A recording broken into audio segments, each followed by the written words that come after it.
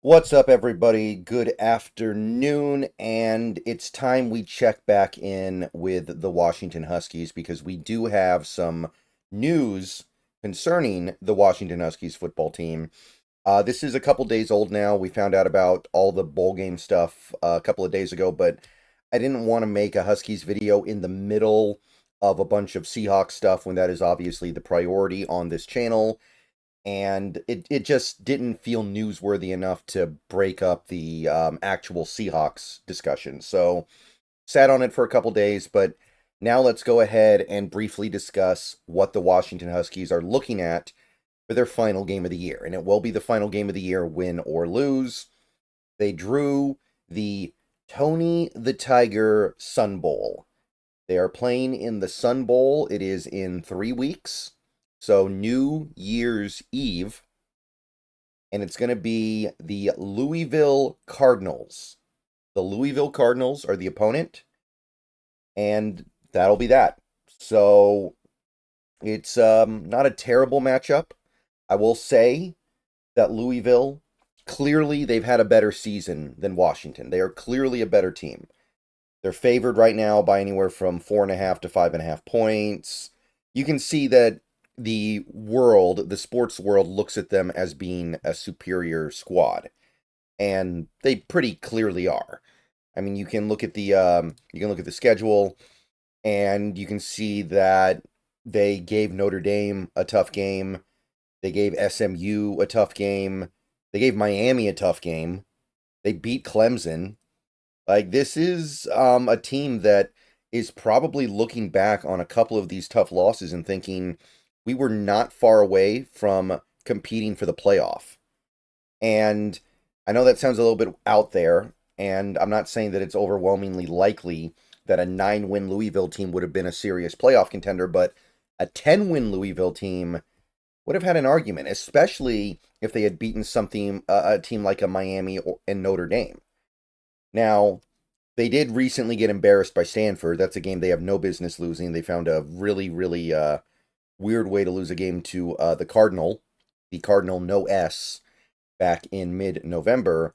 But you stack up their schedule and their results against Washington's, and it's not that close. So Washington heads into this game as a non-trivial, not massive, but a non-trivial underdog. And it's not hard to see why. I think it's very clearly a fair assessment of where this game is, and I think it's fair to expect a loss here for sure. And obviously, winning this game doesn't mean a ton because either way, it's your last game of the year. It's just a matter of whether or not you're going to have a winning season or a losing season at the end of it. Now, I will say, it's sometimes in a bowl game like this, it's kind of good to be the lesser team because you're not going to have players sitting out the bowl game because of the draft. And what I mean by that is, you look at Washington's roster, they have some players who might transfer out, but they're not really going to have any players that are like, I got to sit this game out because I don't want to get hurt before the draft, right? Like, who on this team is thinking about their draft stock right now for the 2025 draft? Nobody. Maybe As a Party gets drafted. Maybe Carson Bruner gets drafted, but these are not high-level prospects. These are not guys who are going to be taken in the top 100 and they need to protect themselves so they can get their money at the next level. Now, Louisville doesn't have a lot of players that are considered to be hot draft prospects, but they have a few. So we'll see who ends up actually playing in this game, and maybe the fact that Washington's an inferior team will play to their advantage, not ruling it out. Now, you look at Louisville as a team, the thing that really stands out is their offense. They actually have one of the best offenses in football, and it's incredibly well balanced. Show has had a really good year for them as a quarterback. He's had a really efficient, effective year spreading the ball around, and they run the ball really efficiently and effectively. They average close to 200 yards per game on the ground, and that's with sack yards being taken out because college football's weird.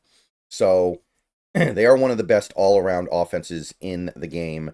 And you look at what Oregon did to this Washington defense last week, it's hard to imagine anything particularly good happening. Now, they're not as good as Oregon's offense, and Washington's defense has generally been good this year. So I'm not going to sit here and act like we're going to get steamrolled the way Oregon steamrolled us, but I can't say I'm expecting anything great to happen here. Now, Louisville's defense, they've got, Ashton Gillotte. I think that's how you pronounce it, Ashton Gillotte. He's a good player, but they don't really have that one dominant pass rusher on that defense overall. Even Gillotte has only had like 4.5 sacks this year. Not really dominant. He's good. I like him. He's better than those numbers, but you're not looking at a team that has any one dominant game record, I think. So there should be opportunities for this Washington offense to rack some stuff up here and make it a game and maybe even win. But you are keeping up with one of the most efficient and prolific offenses in all of college football. So it's a tall task. Presumably, it's going to be Devin Williams. I'm guessing Devin Williams is going to go ahead and start. And if not, I would be kind of confused as to why, because Rodgers is not going to be here. Not going to be here next year, of course. So I'm sure it's going to be Devin Williams. If not, that's confusing to me. He played well against Oregon. There's clearly something there. We got to try to see what we got. And hope he doesn't transfer out. If Devin Williams transfers out after this season, that would really bum me out. But I'm going to talk more about this game as we get closer to it. Obviously, it's 3 weeks away. We're going to find out about who's actually playing in this game. I remember a couple years ago, Washington made a bowl game against Texas. I think it was the Alamo Bowl. And we ended up finding out before that game that Bijan Robinson wasn't going to play because of draft stuff. And that completely changed the tenor of that game.